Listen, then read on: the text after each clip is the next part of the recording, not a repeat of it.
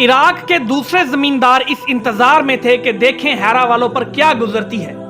इसी के मुताबिक वो खुद भी कदम उठाएंगे।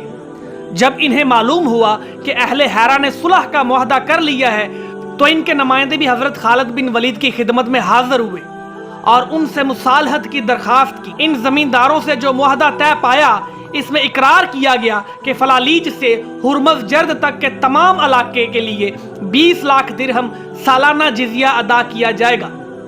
यह भी तय पाया कि आले किसरा की तमाम अमलाक मुसलमानों की मलकियत होंगी।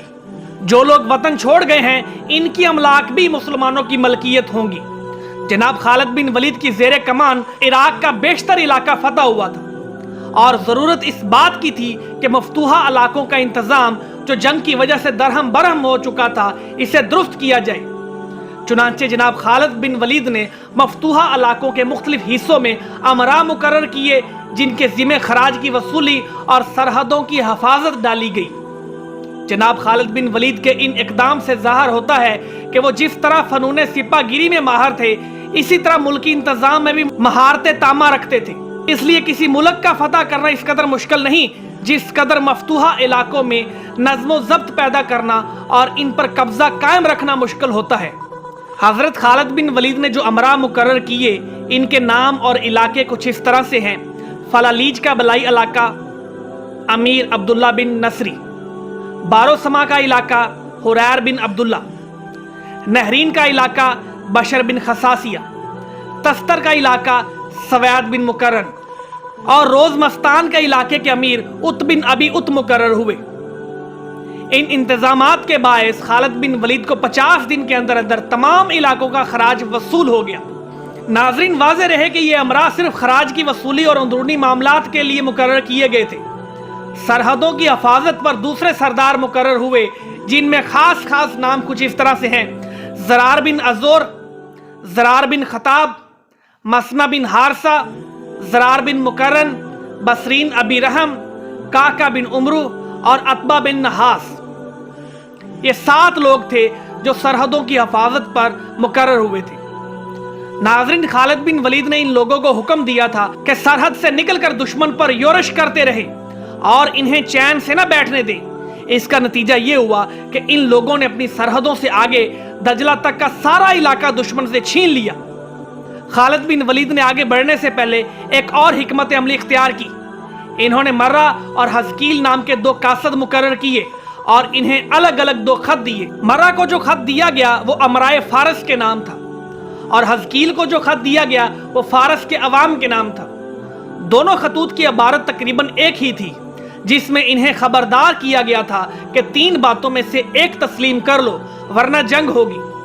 जिन दिनों लश्कर इस्लाम दजला के इस तरफ अराकी इलाकों पर यके बाद दीगरे फतोहात हासिल कर रहा था, फारस के लोग आरिद शेर के मरने के बाद उसके जानशीन के तकर्रुर के लिए खाना जंगी में मसरूफ थे।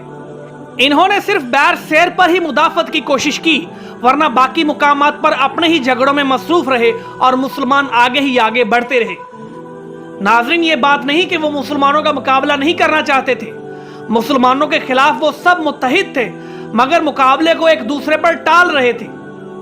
फिर जब उनके पास खालिद बिन वलीद का नामा पहुंचा तो जैसे उनकी आंखें खुल गईं।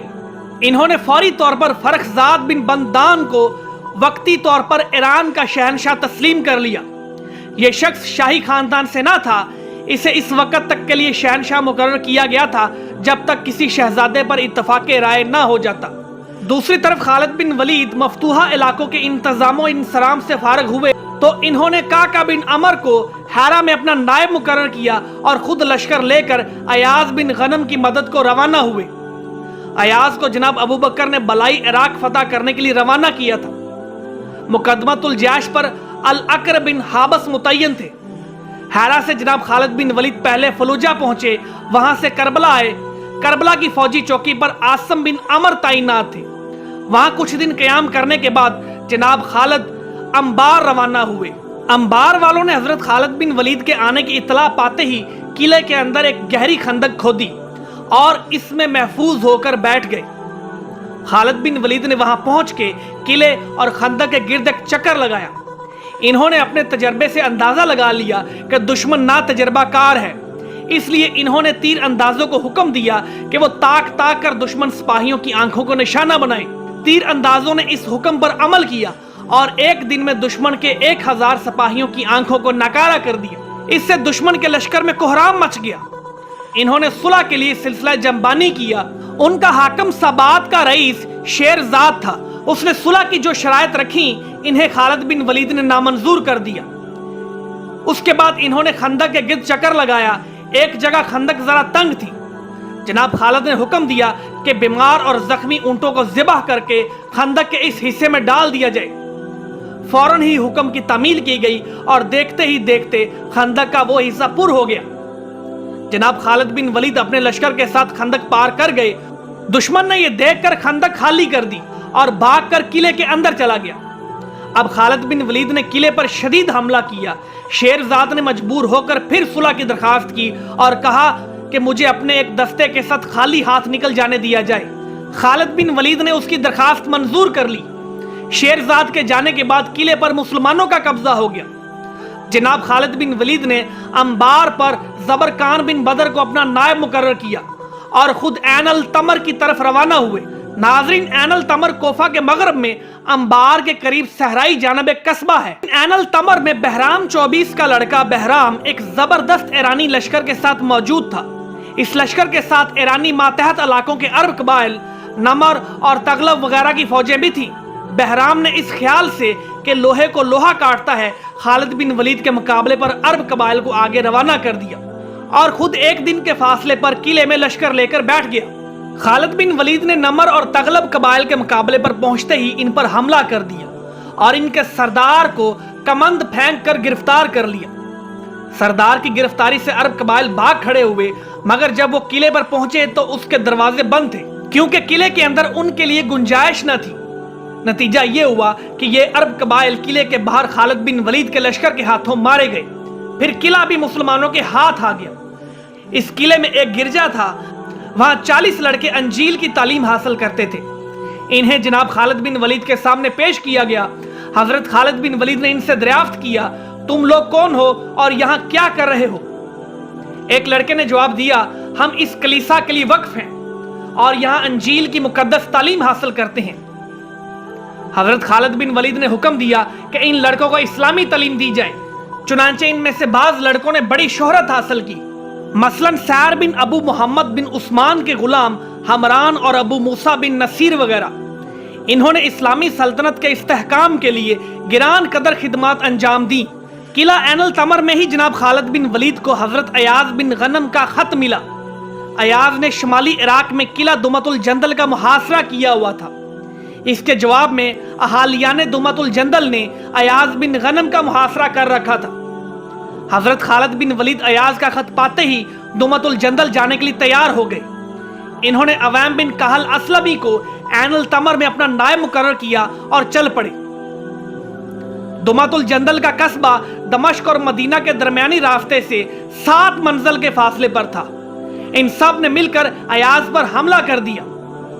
ایاز بن غنم نے محاصرہ برقرار رکھتے ہوئے ان تازہ حملہ آوروں کا مقابلہ کیا۔ حملہ آوروں کی فوج کے 2 سردار تھے، اکادر بن عبد الملک اور جودلی بن ربیہ۔ ادھر جب حضرت خالد دمت الجندل پہنچے تو ان سرداروں میں اختلاف پیدا ہو گیا۔ اکادر بن عبد الملک نے کہا، میں تمہاری نسبت خالد بن ولید سے بہت زیادہ واقف ہوں۔ آج دنیا میں خالد بن ولید سے بڑھ کر کوئی اقبال مند اور فنون حرب کا ماہر نہیں ہے۔ جو قوم خالد بن ولید سے مقابلہ کرتی ہے وہ خواہ تعداد میں کتنی ہی کیوں نہ ہو، وہ خالد سے شکست کھا جاتی ہے۔ اس لیے میری بات مانو اور خالد سے صلح کر لو۔ ناظرین، اکادر کی یہ بات اس کے سابقہ تجربے کی روشنی میں درست تھی۔ اس کا اس سے پہلے خالد بن ولید سے اس وقت سابقہ پڑا تھا جب رسول صلی اللہ علیہ وسلم نے تبوک سے خالد بن ولید کو اس کی طرف بھیجا تھا اور پیش گوئی کی تھی کہ اکادر انہیں گائے کا شکار کھیلتا ہوا ملے گا۔ خالد بن ولید نے اسے گرفتار کر کے رسول صلی اللہ علیہ وسلم کی خدمت میں پیش کر دیا تھا۔ اکادر نے اطاعت قبول کر لی اور آپ صلی اللہ علیہ وسلم نے اسے واپس جانے کی اجازت دے دی تھی۔ اکادر کی رائے بالکل صائب تھی، لیکن جودی بن ربیہ نے اس کی بات نہ مانی۔ چنانچہ اکادر وہاں سے یہ کہہ کر روانہ ہو گیا کہ تم جانو اور تمہارا کام، میں تمہارے ساتھ مل کر خالد بن ولید سے جنگ کرنے کو تیار نہیں ہوں۔ حضرت خالد بن ولید کو عقیدر کے بھاگنے کی اطلاع ملی تو انہوں نے عاصم بن عمر کو اس کے تعاقب میں روانہ کیا۔ عاصم نے عقیدر کو رستے میں ہی جا لیا اور گرفتار کر کے اسے لے آئے۔ جناب خالد نے بد عہدی اور بغاوت کی پاداش میں اس کی گردن اڑا دی۔ حضرت خالد بن ولید کی آمد پر دمت الجندل والوں نے کسی گھبراہٹ کا اظہار نہ کیا، بلکہ بڑے اطمینان سے صف بندی کی۔ جودی بن ربیعہ حضرت خالد بن ولید کی طرف اور امان صدر جان اور ابن الدہم ایاز بن غنم کے مقابل صف آرا ہوئے۔ حضرت خالد بن ولید نے جودی بن ربیعہ کو اور اقرا بن حابس نے ودیعہ کو گرفتار کر لیا۔ باقی لوگ قلعے کی طرف بھاگے، مگر قلعے میں جگہ ہی نہ تھی۔ اہل قلعہ نے دروازہ نہ کھولا اور مسلمانوں نے اس قدر لوگوں کو قتل کیا کہ لاشوں کے ڈھیر لگ گئے۔ اس وقت خالد کی فوج کے سردار عاصم بن عمر نے اپنے قبیلے بنو تمیم سے اپنے حلیف بنو کلب کی امداد کی اپیل کی۔ بنو تمیم فوراً بنو کلب کی امداد کو پہنچے۔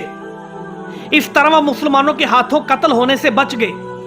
حضرت خالد بن ولید نے قلعے کا دروازہ اکھڑوا ڈالا اور آدھے سے زیادہ محصورین مسلمانوں کے ہاتھوں قتل ہو گئے۔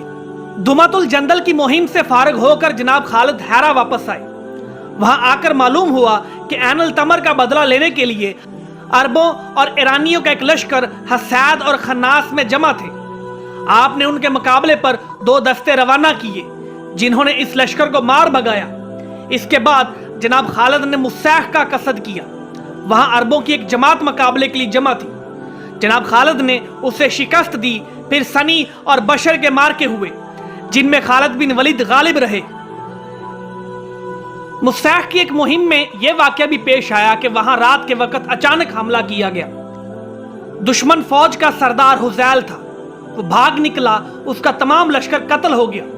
اس جنگ میں 2 مسلمان حریر بن عبداللہ کے ہاتھوں مارے گئے۔ ان کے پاس جناب ابو بکر کا عطا کردہ ایک صداقت نامہ بھی موجود تھا۔ ان مسلمانوں کے نام عبدالعزا بن ابی رحم اور عبید بن حریر تھے۔ جب خلیفہ کو معلوم ہوا کہ عبدالعزی حملہ کی رات کو ایسے اشعار پڑھ رہے تھے جن میں صاف طور پر اللہ کی وحدانیت اور رسول صلی اللہ علیہ وسلم کی رسالت کا ذکر تھا، تو آپ نے ان دونوں کا خون بہا ادا کر دیا۔ ناظرین، حضرت عمر مالک بن نویرہ اور اس کے ساتھیوں کے قتل کی وجہ سے حضرت خالد بن ولید کو مورد الزام ٹھہراتے تھے۔ چنانچہ ان مسلمانوں کے قتل پر شور اٹھایا گیا تو جناب ابو بکر صدیق نے صاف الفاظ میں فرما دیا، جو مسلمان دشمن کی زمین پر دشمن کے ساتھ قیام پذیر ہوں گے، ان کے ساتھ ایسی صورتحال کا پیش آنا ممکن ہے۔ ناظرین، حقیقت بھی یہی ہے کہ اگر وہ دونوں چاہتے تو دشمن سے علیحدہ ہو کر کسی اور جگہ رہ سکتے تھے۔ انہیں خواہ مخواہ ایسی جگہ ٹھہرنے کی کیا ضرورت تھی جس کے متعلق انہیں اچھی طرح پتہ نہ تھا کہ یہ دشمنان اسلام کی جائے سکونت ہے اور وہاں کا میدان گرم ہونے والا ہے۔ جنگ کے ہنگامے میں اتنی فرصت کسے ہوتی ہے کہ وہ یہ دیکھ سکے کہ ان دشمنوں میں کوئی مسلمان تو نہیں ہے؟ پھر وہاں رات کو حملہ ہوا تھا اور سب لوگ سوتے میں قتل ہو گئے تھے۔